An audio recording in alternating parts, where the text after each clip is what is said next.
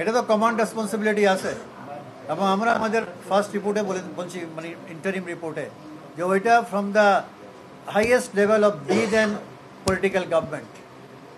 এগুলো গুমের ঘটনা মোস্টলি হয়েছে as per the directive or at the behest of the highest level of the then political government.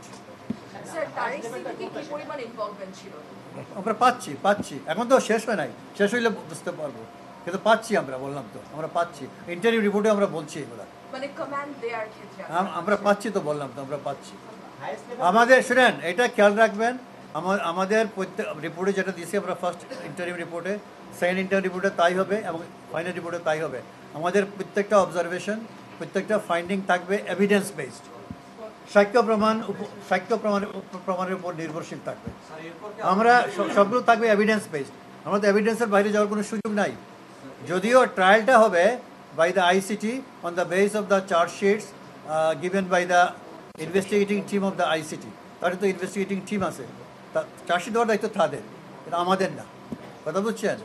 আমরা আগের মিটিংয়ে আমরা বলছি, প্রেস কনফারেন্সে বলছি, যে এই কমিশনটা একটা ফ্যাক্ট ফাইন্ডিং কমিশন, ওইটা আমরা ইনভেস্টিগেটিং এজেন্সি না বা প্রসিকিউটিং এজেন্সি না। ক্লিয়ার?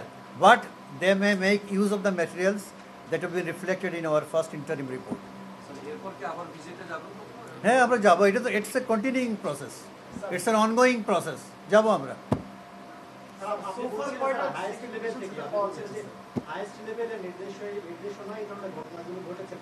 হ্যাঁ, কারণ হলো কি, দেখা গেছে আমাদের ইন্টারভিউ করে আমরা দেখছি যে বেশিরভাগই যারা ভিকটিমস, যারা ফেরত আসছে বা যারা ফেরত আসে নাই, তারা কোনো না কোনো রাজনৈতিক দলের সদস্য, তারা political opponents of the then government, political dissidents of the then government.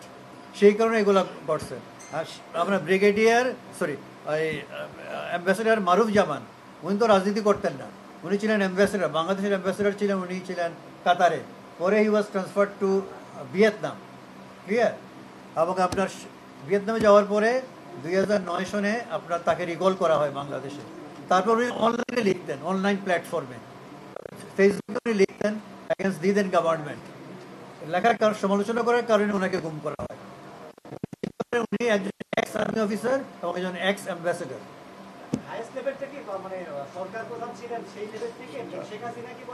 ওই যে বললাম তো, হাইয়েস্ট লেভেল বলতে আমি কি বুঝেন? দ্যাট গোজ উইদাউট সেইং, এটা বলার অপেক্ষা রাখে না। সরকারের হাইয়েস্ট লেভেল কে হয় বলেন আপনি? সরকারের যে প্রধান, সে তো হাইয়েস্ট লেভেল। এখন আছেন ইন্টারিম গভর্নমেন্টের প্রধান কে? আমাদের মাননীয় চিফ উপদেষ্টা ডক্টর ইউনূস। তো উনি সরকারের প্রধান না? আগের সরকারের প্রধান কে ছিল? প্রাইম মিনিস্টার ছিল। তো বলার অপেক্ষা রাখে না। That is very much implied.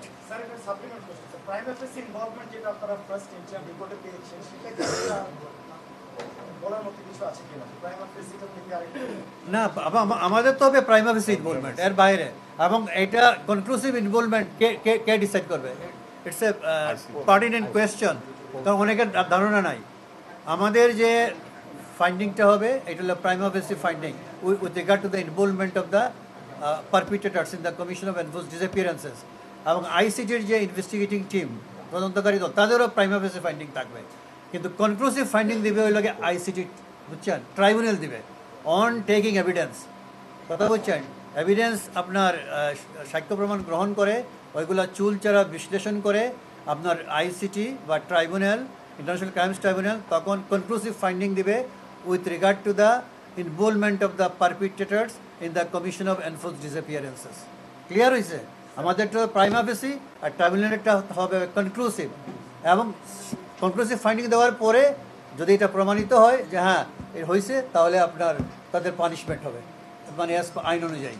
আর যদি দেখা যায় যে তার এটা প্রমাণিত হয় নাই, তাহলে দে উইল বি অ্যাকুইটেড, তাদের খালাস হয়ে যাবে।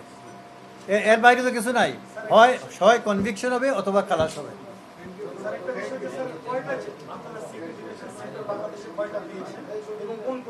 আপনি শুনেন, প্রত্যেক বাহিনীর কম বেশি আছে, এবং এক্সাক্ট নাম্বার বলা মুশকিল, কারণ আমরা এখনো পাচ্ছি না। সফর এখন বলা মুশকিল, আমরা এখনো করে দেখতেছি। আমরা বলবো এটা কয়টা পেয়েছি আমাদের ফাইনাল রিপোর্টে বলবো, কিন্তু অনেক আছে, বুঝছেন? অনেক আপনার ডিটেনশন সেন্টার্স আছে, কিন্তু এক্সাক্ট নাম্বার বলাটা মুশকিল। আমরা তো বললাম তো এটা ইনকোয়ারি স্টিল অনগোয়িং, ইনকোয়ারি তো চলতেছে, আমরা তো কনক্লুসিভলি আমরা কিছু বলতে পারবো না, আমরা ফাইনাল রিপোর্টে বলতে পারবো।